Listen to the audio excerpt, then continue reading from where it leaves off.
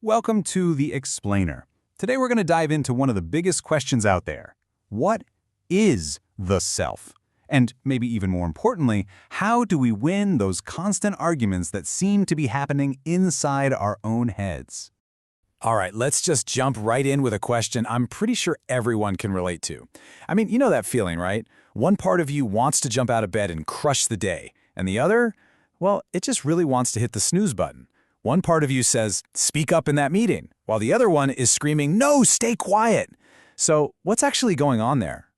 You know, for so long, we've had this idea that our self is this thing we need to discover, like it's some kind of hidden treasure we have to go on a quest to find. But what if we've been looking at it all wrong? What if your self isn't something you find at all, but something you have to build? And here's the really crucial idea to get your head around. Think about it. Our jobs, where we live, our circumstances, all that stuff changes constantly, right? But the relationship we have with ourselves, that internal conversation, that tends to follow a really stable, almost predictable pattern. That relationship is the real foundation of who we are. Okay, so how do we even start to make sense of this internal world? Well, lucky for us, there's a super powerful and surprisingly simple model from cognitive psychology that really helps make it all click.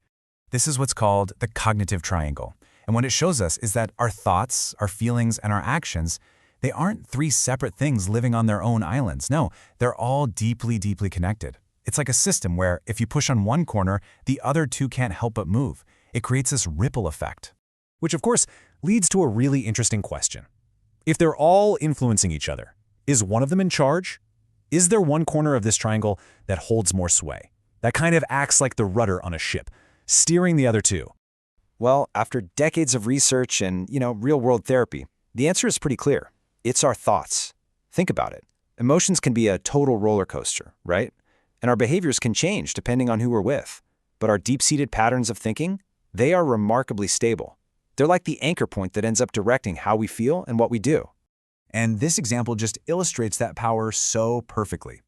The event itself is exactly the same for both people, a broken leg. That's a fact. But the experience of it? Totally different. And why? Because of the story they tell themselves. The thought they choose literally creates their emotional reality. So it's not the event that defines the experience, it's our thoughts about the event.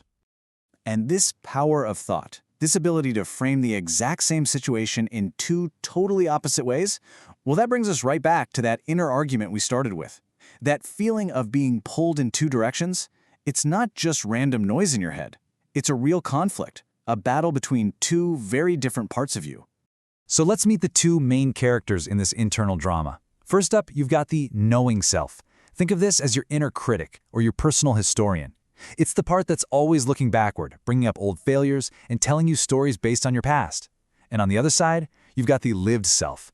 This is your inner explorer. It lives in the present moment, and it just wants to experience things, to learn, to grow, to move forward.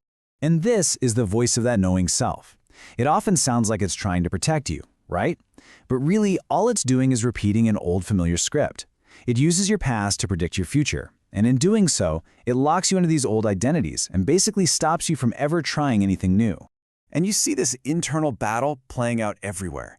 It's that moment when you know you should go to sleep, but you just keep scrolling. It's when you want to speak up in a meeting, but you end up staying silent. That friction you feel, that's the lived self trying to push forward, trying to grow, being held back by the knowing self's tired old story. So, where does this war actually take place? The battlefield is your internal dialogue. It's that constant, non-stop stream of chatter, the judgments, the worries, the commentary that's running through your head all day long. Now really, just take a second and think about it. What were the last few things you said to yourself today? Maybe when you were stuck in traffic or when you saw something stressful on the news. Was that inner voice encouraging? Was it critical? Was it anxious? Because the tone of that conversation, it matters a whole lot more than you might think. And this is where we really connect the dots. A thought like, you're so disorganized.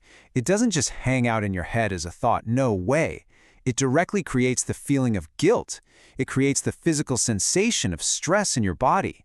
That internal dialogue literally becomes your physical and emotional reality. Okay, so we've established that this internal conversation basically shapes our entire reality, So the big question is, how do we change it? How do we go from being just an actor reading from an old script to being the director of the whole show? This is where we make the shift from just understanding to actually doing. Because the key, again, isn't to find a new self, it's to start creating one. And this is such a critical point. We can all read a dozen books about why smoking is bad or why sleep is good. But all that knowledge, it just feeds the knowing self. It gives it more facts to feel smart about. But real, actual change, the kind that helps the lived self break free, that only happens through action, through doing things differently. So here's a super practical 3-step plan to get started. And the best part is, it's not about some massive, scary overhaul of your entire life. It's about small, smart steps. Step 1, just notice. Start paying attention to the stories your knowing self is telling you. Don't judge them, just notice them. Step 2, choose one small action. Seriously, don't try to change your whole personality overnight. Just pick one tiny thing that moves you in the right direction. And step 3, tweak your environment. Make the thing you want to do easier and the old habit harder. Put your running shoes by the door. Put the junk food on the highest shelf. Because lasting change is built brick by tiny brick, not with one giant leap. And this is really where it all comes together. The goal is not to be perfect forever starting tomorrow. The goal is to give your lived self one single piece of new evidence that the old stories aren't true. And you do that today. So forget promising you'll meditate for an hour every day for the rest of your life. How about just 2 minutes, just for today? Because every single small action is like casting a vote for the person you're building. So, if you take one thing away from all this, let it be this. Yourself isn't some fixed statue you have to accept. It's a living, breathing relationship that you get to build and rebuild every single day. And it's forged in the habits of your thoughts and your actions. You are the architect of you. So the only real question left is, what new habit are you going to start building today?